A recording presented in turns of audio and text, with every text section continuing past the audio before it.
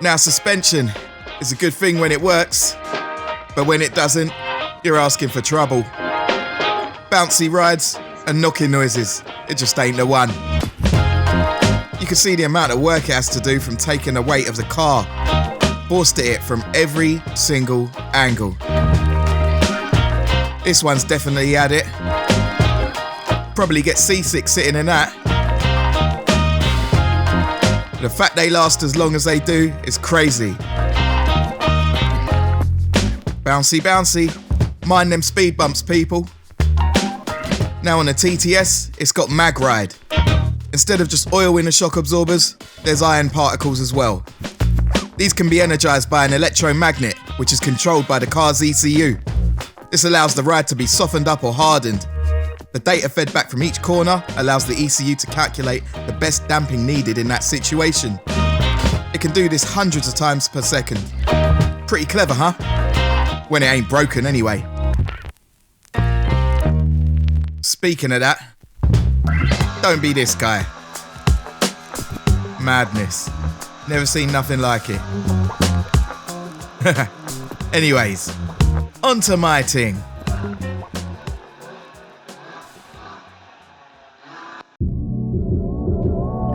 What's next? Check this. I've just come out to the car and noticed this. The way that wheel is sitting. Slightly cambered in. Come around to the other side, look. Much more flush. So I think something, probably the shock, has taken a little whack.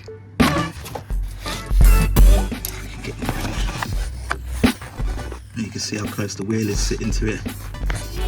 I didn't even come out here to do this. Let's have a look.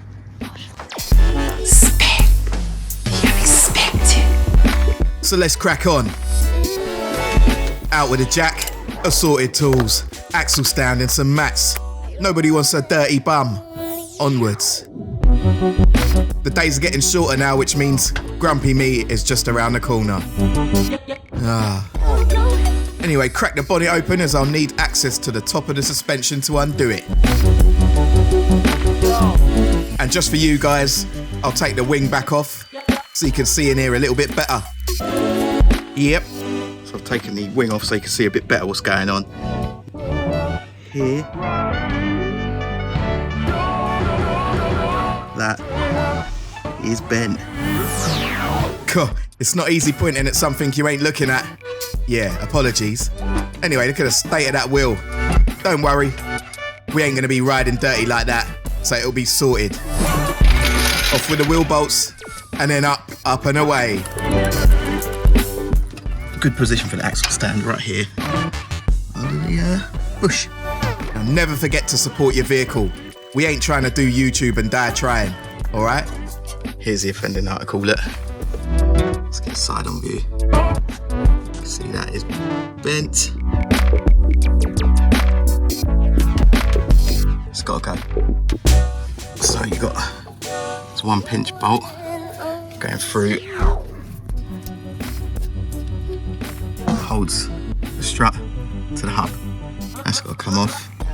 This has gotta come off. That's a drop link. Goes to the anti-roll bar. And then under here, the top mount. And you can see there, just kissed it slightly. I always wonder how these collisions occur, but who knows? But I'm sure I can bring this back to life. I got this. I'm gonna start the strip down by cleaning all the nuts and bolts that I need to remove. It only takes a few seconds, and it can be the difference between snapping a bolt or getting it off intact. A bit of WD-40 helps get deep in the threads, aiding with removal. And here, you can see the main pinch bolt. It goes through the hub, keeping the shock absorber in place. You get a better idea once it's removed.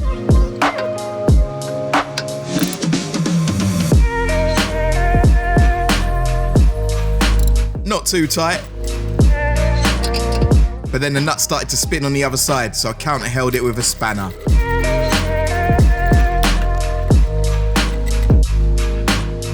It's good practice to put the nut back on, so then it doesn't go walkabout.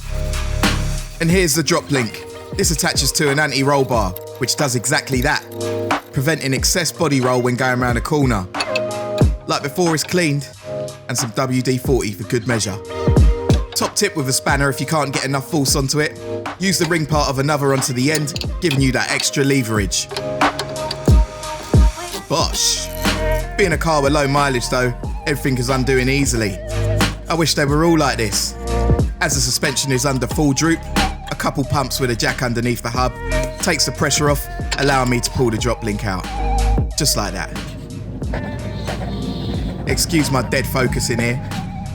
This little gap between the hub, it'll go in there, you turn it, and it'll push these two apart, allowing this to drop out.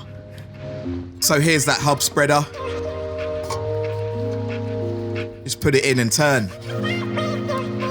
And you can see it gives you a small gap around the shock so it can be pulled out.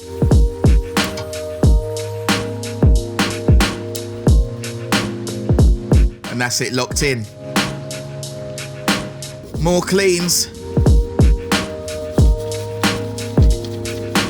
And more sprays.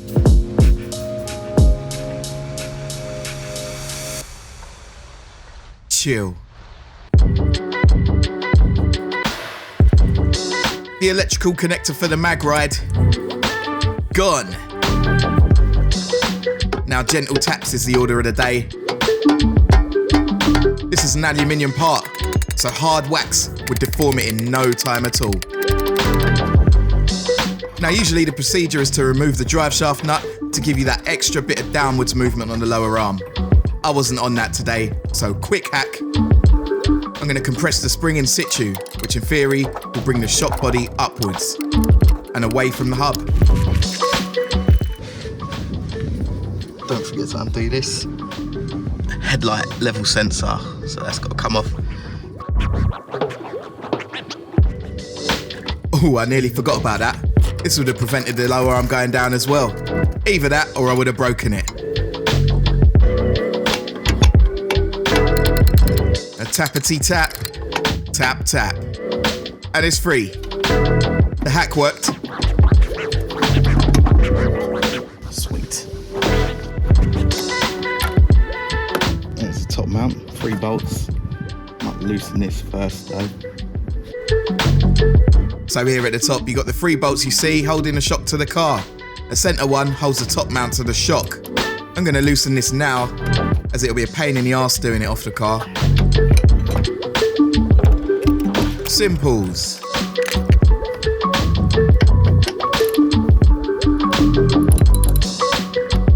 And the other 3 just unbolt. So I hope you're still with me.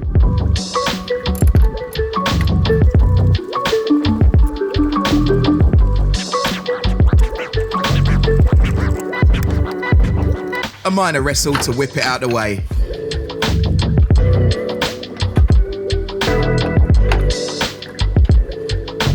Yeah. There's the hub, you can see the little spreader tool in there. All it does is push that apart. Friction fit. And that's where the strap mounts.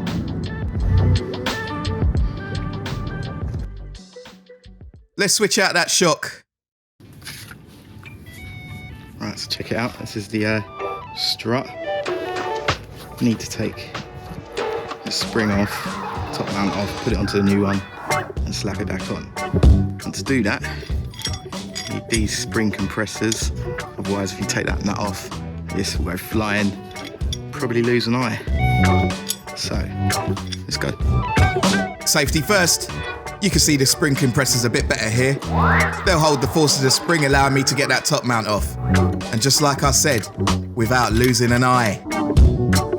Aye. I'll nip up each side equally. And now you can see it's tight enough that I can take that mount off. So let's get onto that.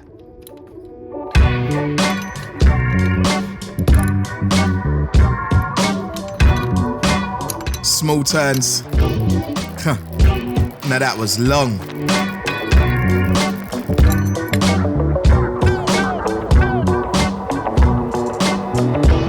Top mount off.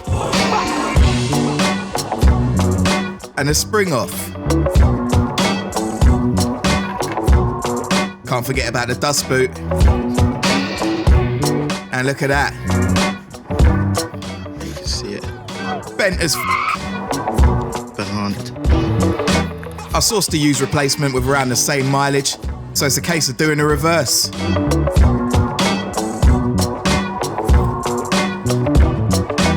Now, I'm not gonna lie to you. I put the spring on upside down the first time round. But who needs to see that? It's been a long day, alright? So allow me.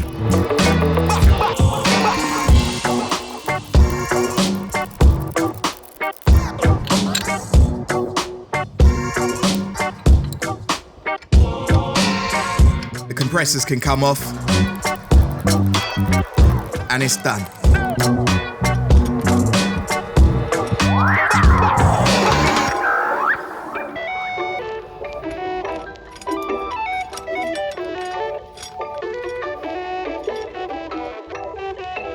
The car defo went off-road with all that mud. Oh well. It ain't no thing. I don't know if you can see it, but there's two arrows there. They need to be put in front and back of the car when mounted. So, when it's sitting on the car, it needs to be like that. So we feed it back in with the arrows pointing in the right directions. Oh. Had to get them compressors back on. Can't forget about my own hack. Seated nicely. And Jack to the rescue.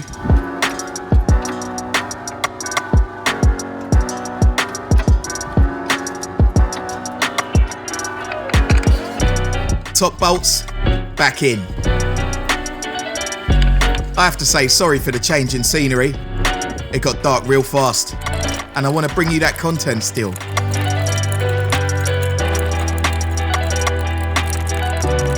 Limited space to swing a spanner, so that took a little bit of time.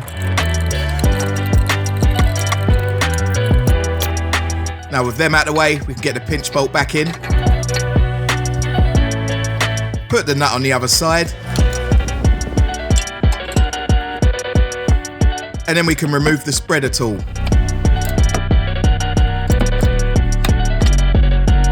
Done.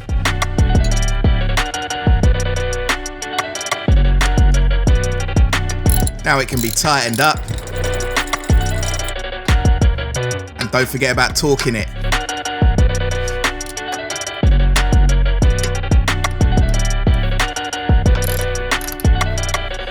I'll tighten the top too, but I'll save that centre nut until it's on the ground under its own weight.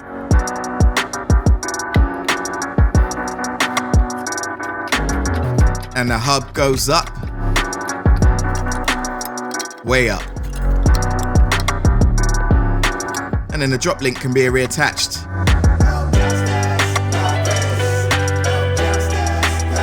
Ah yeah. Torque it up, baby.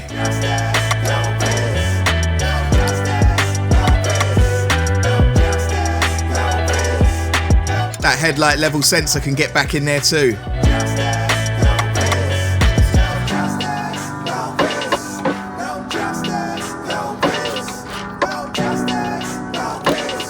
It's like a big Lego set, this. Boom. We're looking sweet. That's the MagRide connector. Back inside.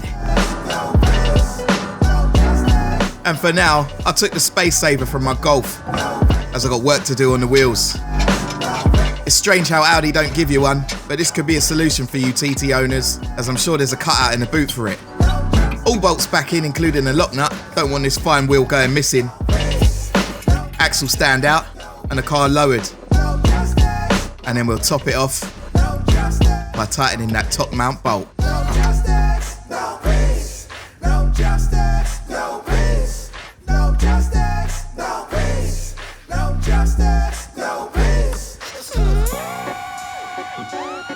Job done. There we are, all done. No more crazy camber. I did it. Sweet. All back together, so what's next? Well, we've got the wheel to sort, the bodywork to sort, an engine checkup and a few other little bits and bobs. But I suggest you like, share and subscribe, and I'll catch you in the next one to see what's cracking. Bless up.